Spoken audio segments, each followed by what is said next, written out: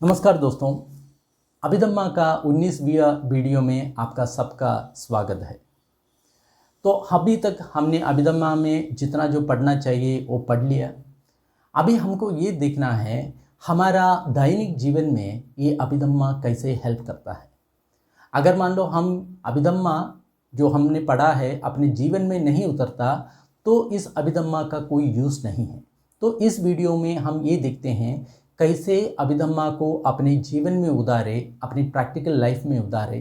तो एक बार ये जीवन में उतर गया तो ये अभिधम्मा जो सीखने की जो आपका जो ये प्रयत्न है वो सफल हो गया। तो सबसे पहले हमको समझना होगा दो तरह की चित्त होता है, अकुशल चित्त और कुशल चित्त। जब भी हमारा मन अकुशल चित्त में बदल जाता है तो हम बुरा कर्म को इकट्ठा कर रहा है। अकुशल चित्त का मतलब जिसमें राग है, द्वेष है और मोह है। और हमने ये भी देखा ये राग और द्वेष तभी आ सकता है जब अपने मन में मोह है। मोह का मतलब इस समय में क्या हो रहा है इसका कोई ज्ञान ही नहीं है, उसको मोह कहता है। तो जब मोह अपने मन में है इसका मतलब इस समय में क्या हो रहा है उसके प्रति अपना जो सजगता नहीं है, सदी नहीं है, तो इसका मतलब अपने मन में मोह है। संवजन्य नहीं है तो मन में मोह है। तो ये मोह को हटाना है। हमेशा इस समय क्या हो रहा है अपने मन में इसके प्रति हमको जागरूक होना है। नॉर्मली लोग क्या करते हैं, ध्यान सीख लिया, सुबह 1 घंटा कर लिया, शाम को 1 घंटा कर लिया, उसके बाद भूल गया। बाकी जो 22 घंटे उन लोग रोज़ दिन में क्या कर रहा है उसको समझ में नहीं आ रहा, उसके मन में क्या हो रहा है समझ में नहीं आ रहा, तो प्रोग्रेस बिल्कुल नहीं होगा। तो हमको अपने जो माइंडफुल रहने का, इस समय जो सजग रहने का जो आदत है हमको बढ़ाना है। तो बढ़ाएगा तो हमारे मन में जब भी अकुशल धर्म आएगा, मान लो किसी के प्रति क्रोध आ गया, नहीं तो किसी के प्रति राग आ गया, नहीं तो मोह चल रहा है, हमको पता ही नहीं सुबह से शाम तक हमारे मन में क्या क्या चला, तो ये चल रहा है तो इसका मतलब हम अकुशल कर्म बना रहा है। तो तुरंत उसको प्रतिक्रमण करना है। इसका मतलब राग नहीं है, द्वेष नहीं है, उस अवस्था तक लेके आना है। तब हमारा जो मन है सही दिशा में चल रहा है। तो अभिधम्मा जो सीख गया वो अपना काम आ जाता है। तो सुबह से शाम तक हमको सजग रहना है, इस समय मेरा मन में क्या चल रहा है। राग द्वेष मोह चल रहा है तो इसका मतलब हम अकुशल कर्म बन रहा है। पहले हमने ये सोचा जब कोई बुरा काम करता है तब भी हम अकुशल कर्म कर रहा है, लेकिन अभिधम्मा सीखने के बाद हमको ये समझ में आ गया हमारा वाणी का कर्म या शरीर का कर्म इतना इम्पोर्टेंट नहीं है जितना मन की कर्म को इम्पोर्टेंस है। सबसे बड़ा इम्पोर्टेंट है मन का कर्म, और मन ही संस्कार बनता है, मन ही सही तरह से कर्म है। ये जब हमारा समझ में आएगा तो 24 घंटे हमारा मन में क्या चल रहा है इसके प्रति हमको जागरूक रहना है। तो अगर ये रह रहा है तो हम अभिधम्मा अपने जीवन में उतर गए। तो हमारे मन में हमेशा अलोभो अदोसो अमोहो ये रहना चाहिए, राग नहीं रहना चाहिए, द्वेष नहीं रहना चाहिए, मोह नहीं रहना चाहिए। ये आएगा ही आएगा तो भी तुरंत हमको उसको प्रतिक्रमण करना है, यही हमारा साधना है और कोई साधना नहीं। नॉर्मली लोग क्या करते हैं, सुबह 1 घंटा कर लिए, शाम को 1 घंटा कर लिए तो भूल गए, बाकी समय हमेशा राग और द्वेष की जो इसमें रहता है, फिर कंप्लेन करता है मैं तो प्रोग्रेस नहीं करता। कैसे प्रोग्रेस करोगे? तो जब तक हम सजग नहीं हैं इस समय क्या हो रहा है और उसी के जो अनित्य बोध को नहीं समझ रहा है, अनिच्छा दुख अनित्ता को नहीं समझ रहा है, इसका मतलब हम प्रोग्रेस नहीं कर पाएंगे। तो हमेशा हमको सजग रहना है, मेरा चित्त में क्या चल रहा है, ये हमने सीख लिया अभिधम्मा से। तो सुबह और शाम को 1 घंटा कर लिया, बाकी टाइम में हम हमेशा अपने मन के प्रति सजग रहना है। जब भी जो ये मन अकुशल धर्म जागेगा तो तुरंत हम दुखी हो जाएंगे, तो तुरंत हमको समझ में आएगा देख हमारा अकुशल चित्त शुरू हो गया, तो तुरंत उसको प्रतिक्रमण करना है, तो काम हो गया। और दूसरा हमने ये भी सीखा कोई भी जो अच्छा काम कर रहा है तो हम खुद अपने मन से करना अच्छा है। जैसे मान लो दान दे रहा है तो कोई हमको दान देने के लिए प्रोत्साहित करके हम दो दान देगा, उसका फल तो मिलेगा लेकिन उसका जो ये है कम है। वो है हमने देखा असंखारिकम ससंखारिकम। इसका मतलब कोई हमको प्रॉम्प्ट कर रहा है, कोई हमको बोल रहा है जो ये करो, तो इसका मतलब हमारा जो हम तो कर रहा है, लेकिन कोई किसी को प्रेरणा से हम कर रहा है तो हमारा जो लाभ है कम हो जाएगा। तो कोई भी काम अपनी मन से, खुद अपने मन से करना है, और वो भी नहीं बहुत बड़ा खुशी से करना है, और वो भी नहीं बहुत ज्ञान के साथ करना है। जैसे मान लो मैं कोई दान दे रहा हूँ और कुछ कर रहा हूँ, कभी मन में ये नहीं सोचना ये मेरा लॉस है। हमको हमेशा ये सोचना है यही मेरा सेविंग है, यही मेरा फ्यूचर का मेरा सहारा है। ये जो दे रहा है ये बहुत बड़ी मात्रा में मुझ में ही वापस आएगा। ऐसा करके खुशी से मन से हम कोई भी काम, दान का या सेवा का कोई भी काम करना है तो खुशी से करना है। वो है ज्ञान संयुक्त ज्ञान विपयुक्त, हमने देखा।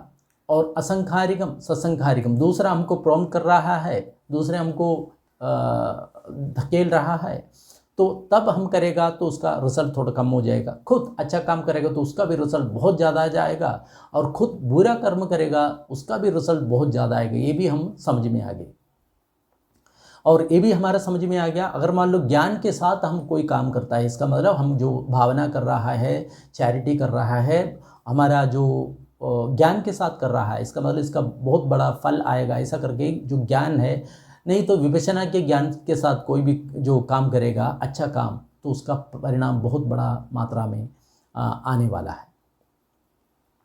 और हमने ये भी देखा, जैसे मान लो हमको अगले जन्म, अगर मान लो मर्त्य मिलना है, मनुष्य का जीवन मिलना है, नहीं तो देवता का जीवन मिलना है, हमको दान बहुत करना पड़ेगा, नहीं तो शील का बहुत पालन करना पड़ेगा, तभी हमको अगले जीवन अच्छा मिलेगा। हमारा लक्ष्य अगला जीवन अच्छा नहीं है, हमारा लक्ष्य निब्बाण का है। लेकिन अगर मान लो हमारा जीवन अच्छा होगा, मान लो अधोगति में चला गया, तो फिर तो हमारा कोई ध्यान ही नहीं होगा।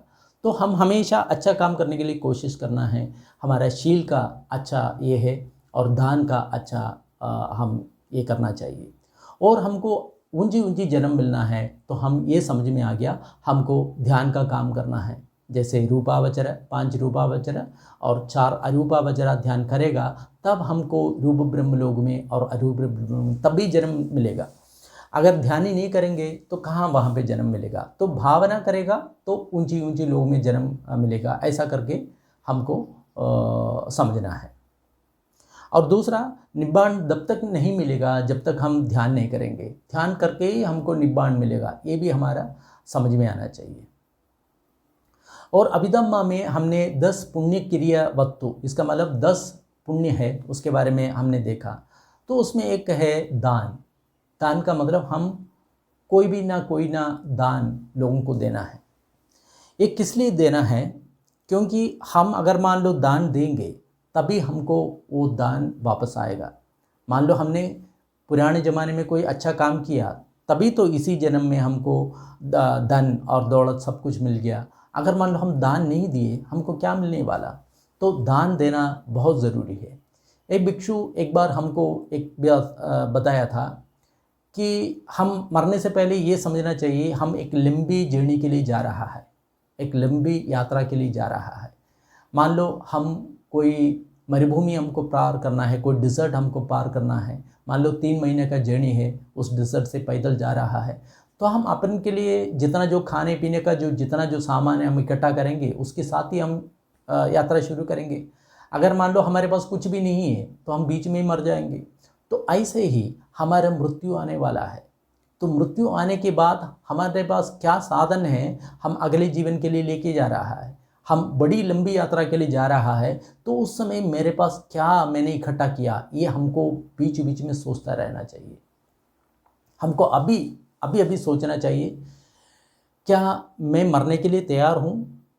क्या मैं मरेगा तो, मान लो आज या कल कभी भी मरेगा, तो क्या मैं खुश हूँ? क्या मेरे पास कोई प्रॉपर्टी है मेरे को अगले जीवन में लेके जाने का? हो सकता है इस दुनिया में मेरा करोड़ों का प्रॉपर्टी हो, करोड़ों का ज़मीन हो और करोड़ों का बैंक बैलेंस हो, लेकिन ये सब मेरे को छूटेगा, ये सब मेरे साथ नहीं आने वाला। मैंने क्या दान किया, मैंने क्या चैरिटी की, वही मेरे साथ आएगा। तो मैंने क्या किया अभी तक, ये हर व्यक्ति को खुद को सोचना चाहिए। नहीं तो कंगाल होके निकलेंगे, हमारे पास कुछ भी नहीं है। हम अपने आप को पूछेंगे, क्या आज ही अगर मान लो मृत्यु मेरे पास आएगा तो मैं खुश हूँ? अभी तक मैंने जो किया उससे खुश हूँ? मेरे पास कोई प्रॉपर्टी है, प्रॉपर्टी का मतलब अगले जन्म में आने वाला कोई प्रॉपर्टी है, ऐसे हमको खुद पूछना चाहिए, तब हमको आंसर मिलेगा। अगर मान लो कल मृत्यु आएगा, मैं अभी तो कोई दान नहीं किया, तो मेरा अंदर में बहुत बड़ा तूफान उठेगा, अरे मेरे पास कुछ भी नहीं है, मैं कंगाल हूँ, मैं मरने वाला हूँ, तो क्या क्या होगा। तो ये चिंता अब जो आ रहा है, मृत्यु के समय भी यही चिंता आएगा। तो हमको क्या करना चाहिए, दान अभी खूब करना चाहिए, बहुत प्रॉपर्टी हमको इकट्ठा करके रहना चाहिए। तो बहुत प्रॉपर्टी अपने पास इकट्ठा है तो हमको कोई सोचने की ज़रूरत नहीं है। प्रॉपर्टी इकट्ठा करने का मतलब हम बाहर जो कुछ इन्वेस्ट कर रहा है वो सब यहीं पे जाएगा, और हम चैरिटी के नाम में जो कुछ इन्वेस्ट कर रहा है वो सब हमको आने वाला है। इसका मतलब देना चाहिए। अगर मान लो सही इन्वेस्ट, हमको कोई इकट्ठा करके रहना नहीं, देना चाहिए। दूसरों को जितना देगा वही हमारा सही इनकम है, ये समझ करके हमको देना है। इसका मतलब ज्ञान के साथ हमको देना है। ये कैसे करेंगे? बहुत लोगों को धन के प्रति बहुत आसक्ति है, वो छोड़ना नहीं चाहता, 1 रुपये भी खर्च नहीं करना चाहता। ऐसा बहुत कंजूस लोग है, पैसा खूब है, नहीं अपनी पेरेंट्स को देगा, नहीं कोई रिलेटिव्स को देगा, किसी को नहीं देगा, वो सब अपनी लॉक एंड चाबी के अंदर लेके रखेगा। तो कितना तनाव इकट्ठा करता है। तो दान देना चाहिए। कैसे उस चेतना को लेके आएंगे? तो उसके लिए एक छोटा सा उपाय बताता हूँ। आप एक अधिष्ठान लेना है, अगले 1 साल के लिए रोज़ मैं 1-1 रुपये में दान दूंगा, रोज़ 1-1 रुपया। मान लो आप एक समय 1 करोड़ रुपया, 1 लाख रुपया कभी दान किया, तो उतनी देर के लिए आपके मन में जो दान का चेतना आया, बाकी टाइम में तो आया नहीं। तो अगर मान लो आप ऐसा अधिष्ठान ले लेंगे कि मैं रोज़ 1 रुपये का जो मैं दान ले लूँगा, दे दूँगा, तो ऐसा करके आप सोचेंगे रोज़ आप 1-1 रुपया किसी आदमी को आप दे देंगे, तो देखेंगे आपका मन उतने समय पुण्य के संस्कार किया, क्योंकि दान का जो चेतना जागा है वही पुण्य है। तो ऐसा आप करते रहेंगे तो देखेंगे 1 साल के अंदर ही आपका दान का जो चेतना है बहुत बढ़ेगा। 1 रुपये तो हर कोई आदमी कर सकता है, महीने में 30 रुपया। अगर मान लो आपको कोई आदमी नहीं मिल रहा तो कोई बात नहीं, आप कुछ सामान लेके रखिएगा अपने पास, कोई अच्छा जो दाना है और कोई मीठा कोई चीज़ है, तो रोज़ 1-1 रुपये को कोई पशु को दे दें, या पक्षी को दे दें, या कोई जानवर को दे दें। रोज़ अगर आदमी नहीं मिलेगा तो जानवर को भी दे सकता है, पक्षियों को भी दे सकता है। तो ऐसा करके करके देखेंगे 1 साल के अंदर आपकी जो दान की प्राथमी इतनी हो जाएगी और आपके अंदर इतनी खुशी आ जाएगी, आपका ध्यान बहुत स्मूथ होने लगा। अगर मान लो हम दान और चैरिटी ये सब नहीं करेंगे, जो आपका मन है कठोर रहेगा, तो जो मन में जो साधना में जो गहराता आना है वो गहराता नहीं आएगी। तो रोज़ 1-1 रुपया हम डोनेट करने के लिए कोशिश करना। ऐसा करके एक डिटर्मिनेशन लेंगे, अधिष्ठान लेंगे 1 साल के लिए, तो 1 साल के बाद आप देखेंगे बहुत बड़ा आपको ये मिल रहा है। और एक और बात सोचना चाहिए, अगर मान लो हमने कोई पैसा दान नहीं दिया, इसका मतलब हमको कोई पैसा नहीं मिलने वाला। अगर मान लो आपके पास या अपने घर में कोई बूढ़ा आपका पेरेंट्स है, तो अगर मान लो महीने में उन लोग को फिक्सड कोई अमाउंट दें, तो आपको भी आपका जो ओल्ड एज में उतना फिक्सड अमाउंट मिलेगा। अगर आपने अपने पेरेंट्स को कुछ नहीं दिया, जितना जो पैसा मिला है सारा बच्चों पे खर्च कर दिया, तो आपको कुछ नहीं मिलने वाला, चाहे 1000 बच्चे हों, क्योंकि आपने जो काम करना चाहिए वो नहीं किया, पेरेंट्स को नहीं दी, या आपका कोई रिलेटिव्स को नहीं दिया। तो नहीं दिया तो आपके बेटे भी आपको नहीं दे देंगे, बेटी भी नहीं दे देंगे। तो जो दे गया, अगर मान लो आपको पेरेंट्स को हर महीने में आप कुछ अमाउंट, आपके पास जो कुछ है वो देते रहें, तो देखेंगे खुद आपके भी जो भविष्य में आपका जो बच्चा आपको दे देगा। लेकिन लोग बहुत गलती ये करता है, अरे बूढ़ा पेरेंट्स है उसको दे के क्या मिलेगा, मेरे को सब कुछ देना चाहिए मेरे को बेटे को, तो बेटा भी वही सोचेगा बाद में, हमको कुछ नहीं मिलेगा। जो कर्म कर रहा है वही मिलेगा। तो हमको जो अपने जो जीवन में हम अपने बेटे से क्या हम उम्मीद करता है, वही चीज़ हम अपने पेरेंट्स के साथ अभी करना है। कर्म ही अपना बंधु है, हम जो कुछ करेगा वो मिलेगा। अगर मान लो मैं अपने भविष्य में मेरे बेटे से मेरे को धन चाहिए, तो आज हम अपने पेरेंट्स को और किसी को धन देना चाहिए। अगर मान लो हम ये चाहता है कि मेरे अगर मान लो रोगी हो गया तो शुश्रूषा चाहिए, मेरा बेटा मेरे को शुश्रूषा करना चाहिए, ऐसा करके आप सोच रहा है, क्या आप खुद अपने पेरेंट्स की शुश्रूषा किया है? क्या करेगा तो मिलेगा। तो ये है दान का महत्व, वो ज़रूर हम करना चाहिए। और एक और बात समझना चाहिए, दान देने के टाइम में हम कुछ खोता नहीं लेता है, इसका मतलब हम इन्वेस्ट कर रहा है, ऐसा करके हम दान दे रहे हैं, तब वो दान बहुत सार्थक होगा। और शील की भावना तो आप रोज़ करना है, पंचशील की जो साधना है, पंचशील है, वो आपको रोज़ पालन करना है। क्योंकि हमारा जो ध्यान में जो कुछ डिस्टर्बेंस आता है वो हम इसी कारण से होता है, हमने कभी ना कभी अपने शील कभी ब्रेक किए, इस जन्म में ब्रेक किया या पुराने जन्म में ब्रेक किया। जब जब हम अपने शील तोड़ता है, कोई ना कोई डिस्टर्बेंस होकर अपने जीवन में आता है, तो पंचशील का बिल्कुल रोज़ पालन करने के लिए कोशिश करना है। इसका मतलब ये नहीं कि मैं पंचशील में बिल्कुल परफेक्ट हो जाएंगे, ये भी आशा नहीं करेंगे। हम शील अगर मान लो टूट गया तो कोई बात नहीं, जब तक हम सौदापन नहीं हो जाएंगे तब तक हमारा पूरा शील के ऊपर हमको मलकियत होने वाला तो है ही नहीं। लेकिन फिर भी हम अपने शील को कायम रखने के लिए बहुत कोशिश करेंगे, क्योंकि जितना हमारा शील ठीक होगा उतना अपना मेडिटेशन ठीक होगा, उतना ही अपना फ्यूचर लाइफ ठीक होगा। और हम रोज़ मेडिटेशन करने के लिए कोशिश करना है। जब तक मेडिटेशन नहीं करेगा, भावना नहीं करेगा, तो माइंडफुलनेस नहीं आएगा। इस समय जो हमारा जो जागरूकता होना चाहिए वो नहीं होगा। हमने सब कुछ किया, लेकिन जो मेडिटेशन नहीं करेगा तो जागरूकता नहीं आएगी, मोह छाता रहेगा, इस समय क्या हो रहा है पता नहीं चलेगा, तो हमको जो लाभ मिलना चाहिए नहीं मिलेगा।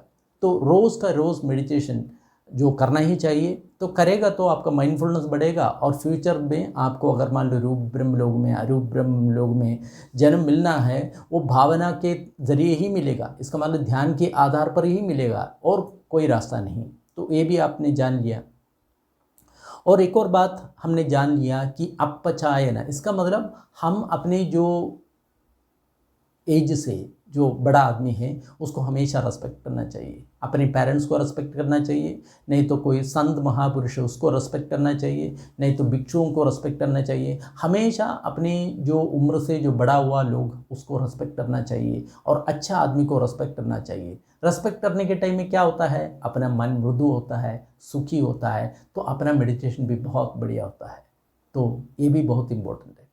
और एक और है पतिदान, इसका मतलब हमने मान लो अपने जो पेरेंट्स जो अभी गुजर गया है उसके प्रति कुछ नहीं दिया, क्योंकि विपश्यना करते करते होश आया, तब तक अपना पेरेंट्स नहीं है और कोई अपना रिलेटिव नहीं है, तो आप ये पतिदान के बारे में सोचना चाहिए। पतिदान का मतलब हमने कोई पुण्य कर्म किया, उस जो मेरिट हम जो मर गया अपना कोई भी रिलेटिव उसके साथ शेयर करेंगे, शेयर करेगा तो यही जो मेरिट्स है, यही जो पुण्य है उसके पास चले जाएगा, एंड उसके संकट में जितना जो संकट आएगा उसमें थोड़ा कमी हो जाएगा। तो ये पतिदान ज़रूर आपको करना चाहिए। इससे एक लाभ ये होगा, हमारा मन में कोई ग्रंथि नहीं होगी। जैसे मान लो हमने अपने पेरेंट्स को कोई सपोर्ट नहीं किया, विपश्यना करने के बाद फिर होश आ रही मैंने क्या किया, मैंने उल्टी के बाद कुछ नहीं किया, अरे अभी रह जाता तो मैं बहुत कुछ कर सा, ऐसा करके पश्चाताप आता है। लेकिन ऐसा नहीं करना चाहिए, हमको ये करना चाहिए तो हो गया तो क्या हो गया, मैं अभी भी उन लोगों को हेल्प कर सकता हूँ, मैं दान करूँगा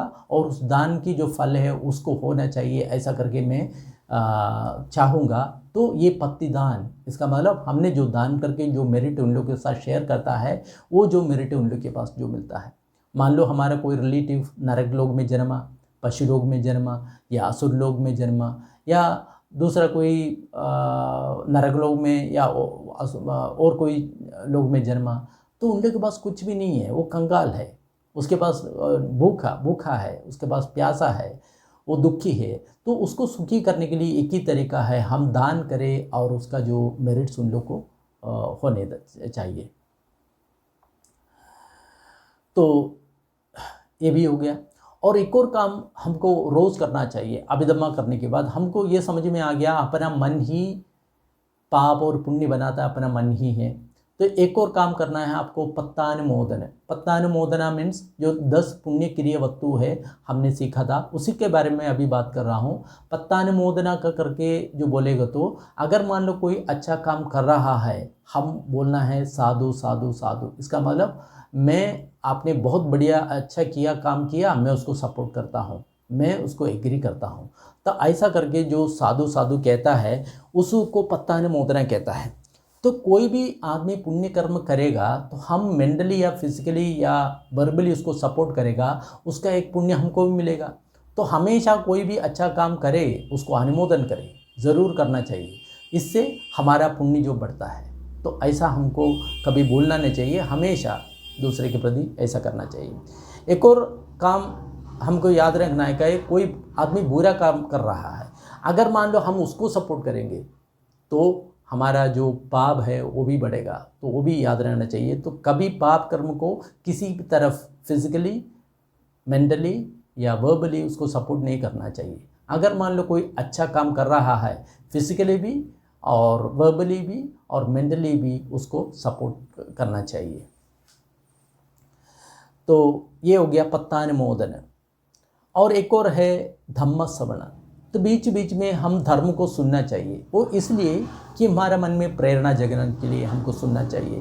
बहुत बार ऐसा होता है कि हम धर्म का श्रवण नहीं करते तो कोई प्रेरणा नहीं मिलती, तो कोई ध्यान में आगे भी नहीं बढ़ेगा। तो हमको हमेशा डेली कुछ ना कुछ धर्म को सुनना चाहिए। सुनने करेगा तो हमको प्रेरणा मिलेगा, सब कुछ मिलेगा। बहुत लोग बोलते हैं मेरे पास समय नहीं है, तो उस समय ऐसा काम करना चाहिए। जैसे मान लो आप सुबह एक्सरसाइज कर रहे हैं, 1 घंटा योगा कर रहे हैं, तो उस समय धर्म का अगर मान लो कोई चीज़ है आप ऑन करके आप अपना काम करते रहे, तो सुनते रहे, तो दोनों काम साथ साथ ही होगा।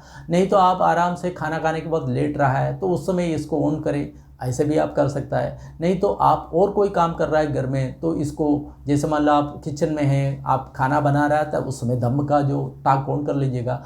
तो ये जब करेगा तो आपका एक तो आपका जो श्रवण का, जो धर्म का, जो सुनने का जो ये शक्ति है वो बढ़ेगा, साथ साथ आपको सपोर्ट करने लगेगा, आपको ध्यान करने के लिए आपको प्रेरित करेगा। तो धर्म श्रवण और बहुत ही इम्पोर्टेंट है। और दूसरा है धम्म देशना। इसका मतलब आप जो कुछ जानता है दूसरे लोगों को बताना है, ये बहुत बड़ा पुण्य कर्म है। इसका मतलब ये नहीं कि हर आप किसी को मेडिटेशन सिखाओ, ऐसा नहीं। आप छोटे छोटे लोगों को बात को बता सकते हैं। मान लो कोई शील नहीं पालन करता तो आप बोलो शील पालन करना बहुत अच्छा है। आप ये बोलो कि मेडिटेशन करना बहुत अच्छा है। आप ये बोलो कि हमने शील तोड़ेगा तो हमको दुर्गति मिलेगा। ऐसा करके आप थोड़ा सा लोगों को धर्म के बारे में बता सकता है। तो ऐसा बताएगा तो आपका खुद का पुण्य और बढ़ेगा। तो धम्म देशना बहुत इम्पोर्टेंट है। एक और है दिट्ठुज्जुकम्मा। इसका मतलब हमको कोई डाउट है, कुछ है, तो इमीडिएटली उसको क्लियर करना चाहिए। कोई टीचर से या किसी को बोल करके अपनी दिट्ठी या रॉन्ग व्यूज़ को क्लियर करके रखना चाहिए। तो ये भी हमको रोज़ करना चाहिए।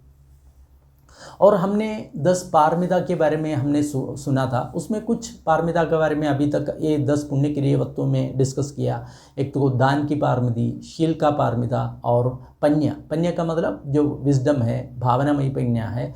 जब हमने इसमें ये बताया था हमको भावना करना चाहिए, इसका मतलब यही है पन्या का ये करना चाहिए। अभी जो बात की जो थोड़ा सा पारमी है वो भी हमारे जीवन में आता है कि नहीं देखना है। एक तो है नेक्खम्मा का मतलब निष्क्रमण। अगर मान लो हम साधना में आगे बढ़ना चाहिए, हमको ये घर बार छोड़ करके कभी ना कभी बाहर जाना ही जाना चाहिए। साल में कम से कम 10 दिन के लिए या 1 महीने के लिए हम घर छोड़ करके जाना ही जाना है। अगर नहीं गया हम पक्केगा नहीं। तो निष्क्रमण बहुत ज़रूरी है।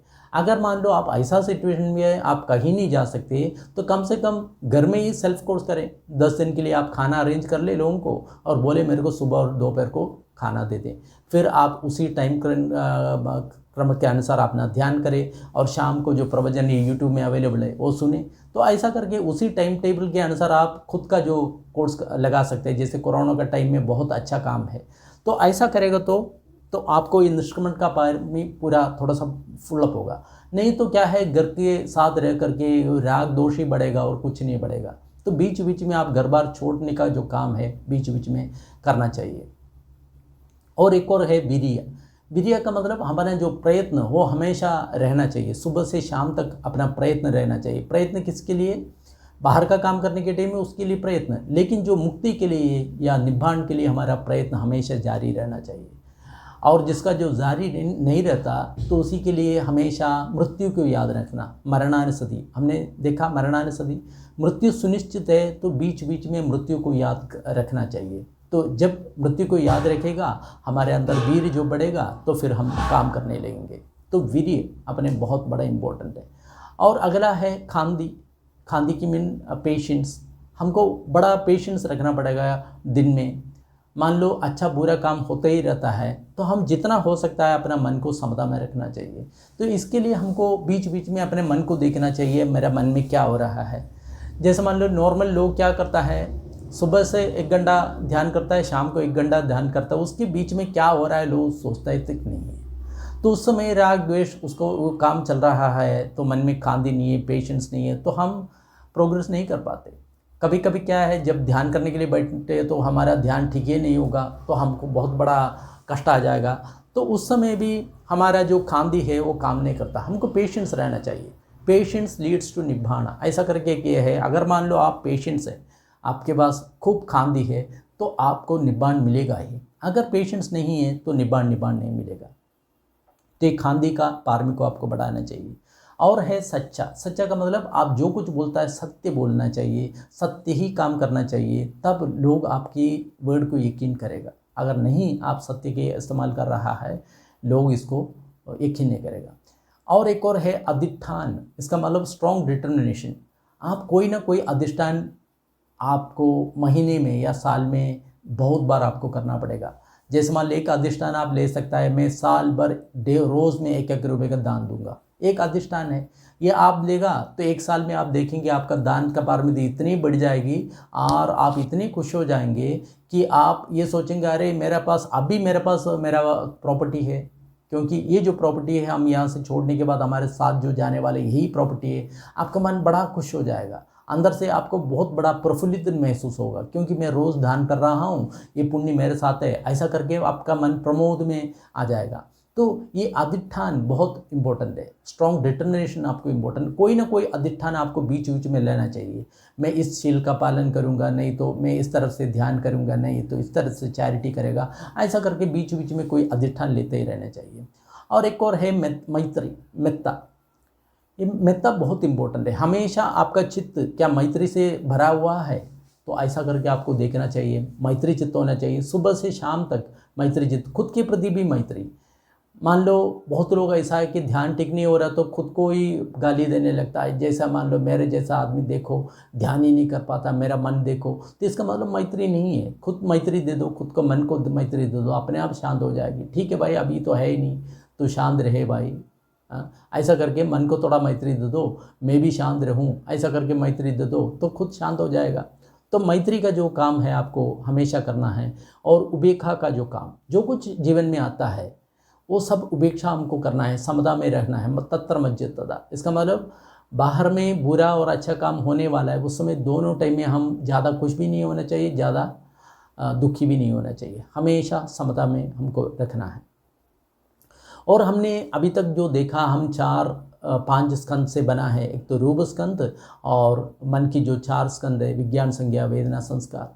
और हमने ये भी देखिया जो 4 परमार्थ सत्य के बारे में हमने जो जाना। चित्त है 89 और 121 चित्त, चैतसिका है 52 चैतसिकास, और रूप है 28 रूप, और निब्बाण है। इसके बारे में हमने सब जान लिया। और हमको ये समझना चाहिए मेरे को ये 4 स्कंदों के अलावा और कुछ नहीं है, 5 स्कंदों के अलावा और कुछ नहीं, ये सब अनित्य है, दुख है, अनंता है। तो जो आसक्ति है वो धीरे से लुप्त होता है। तो रोज़ हम अपने के प्रति जो सजग रहना चाहिए कि मेरे के प्रति जो भाव है, जो आसक्ति का भाव है, वो हमेशा टूटता रहना चाहिए। तो ऐसा अभिधम्मा, तो आप ऐसा जीवन में उतारना चाहिए कि हमेशा आप इस समय क्या हो रहा है उसके प्रति आप जागरूक होना चाहिए। तब अभिधम्मा सीखने का कोई ये आ गया। अगर मान लो ऐसा नहीं है तो आप अभिधम्मा सीख लिए, तो अभिधम्मा सीखने के बाद आपके मन में अहम आ गया, गर्व आ गया, मान आ गया कि देखो मैं बहुत बड़ा अभिधम्मा का स्कॉलर बन गया। तो ऐसा करके आप अगर मान लो सोचने लगेगा तो समझना चाहिए आप अकुशल धर्म बढ़ा रहा है। हमने किया अच्छा काम और कर रहा है अकुशल कर्म। ऐसे ही कोई मेडिटेशन टीचर है तो वो सोच रहा है देख मैं बड़ा मेडिटेशन टीचर हो गया, मेरा मेडिटेशन का क्या कहना। ऐसा करके सब सोचे तो आप देखा है माना करके एक बहुत बड़ा एक दुश्मन है अपने आप को, अभिमान, वो कभी नहीं होना चाहिए। वो अकुशल कर्म है। अब कर रहा है कुशल अब करने के लिए चाहता है कुशल कर्म, लेकिन कर रहा है अकुशल कर्म, तो माना या अभिमान उसको नज़दीक तक नहीं आना चाहिए। ऐसा भी हमको करना चाहिए। और सुबह से शाम तक हमको सजग रहना चाहिए। मेरा मन में इस समय क्या चल रहा है, राग चल रहा है, राग की चिंता चल रहा है, कोई मेरे को चाहिए करके आसक्ति चल रहा है, तो हम अकुशल कर्म बन रहा है, चाहे हम वर्बली या फिजिकली नहीं कर रहे हैं। अगर मान लो मेरा मन में कुशल कुशल कम कर रहा है, इसका मतलब राग नहीं है, द्वेष नहीं है, मोह नहीं है, हमेशा मैत्री के साथ जो काम कर रहा है वो सारा का सारा कुशल कर्म है, ऐसा करके मेरा जो ज्ञान बढ़ रहा है, इसका मतलब अभिधम्मा आपकी जीवन में उतरने लगा। इसका मतलब इस समय के प्रति आपने सजग रहने लगा कि इस समय मेरा चित्त में क्या हो रहा है। तो ये अकुशल चित्त चल रहा है तो उसको कुशल चित्त में अगर मान लो आप बदलने के लिए कोशिश कर रहा है, इसका मतलब अभिधम्मा अपने जीवन में उतरने लगा। तो ऐसे ही अभिधम्मा अपने जीवन में उतरना चाहिए, तो ऐसे ही हमको आगे बढ़ना चाहिए। तो इसके साथ हम अभिधम्मा का ये क्लास हम समाप्त कर रहा है। मेरा जो वीडियो में आपको इंग्लिश और हिंदी अभिधम्मा का प्लेलिस्ट मिलेगा, इसको कॉपी करके जो जो अभिधम्मा सीखने के लिए इच्छुक है उसके साथ आप भेज सकता है। तो वो सारा प्लेलिस्ट अपने आप कॉपी करेगा तो सारा वीडियो एक साथ आएगा, तो कोई कन्फ्यूजन नहीं होगी। जिसको जो सीखना चाहिए तो उसके लिए भी आसान हो जाएगा। तो आप ज़रूर मेरा वीडियो लाइक करें, आपके जो साथ मित्र है जो अभिधम्मा सीखना चाहिए उसके साथ शेयर करें। तो ये प्लेलिस्ट हिंदी का पूरा उसका जो प्लेलिस्ट का जो लिंक है आप कॉपी करके आपका जो मित्रों को भेज सकता है, ताकि वो भी अभिधम्मा सीख सकता है। तो ऐसा करके हम आगे बढ़ेंगे। तो इससे हमारा जो अभिधम्मा का लेसन हम अभी समाप्त कर रहा है। सब इस अभिधम्मा के जर्नी में जो भी मेरा जो साथ में जो जुड़ा है, सबको निर्वाण मिले, सबको मुक्ति मिले, सबको मोक्ष मिले, सब अपने सारे सारे दुखों से मुक्त हो, ऐसा जो कामना करते हुए हम इस वीडियो को समाप्त कर रहा है। बहुत बहुत धन्यवाद सबको।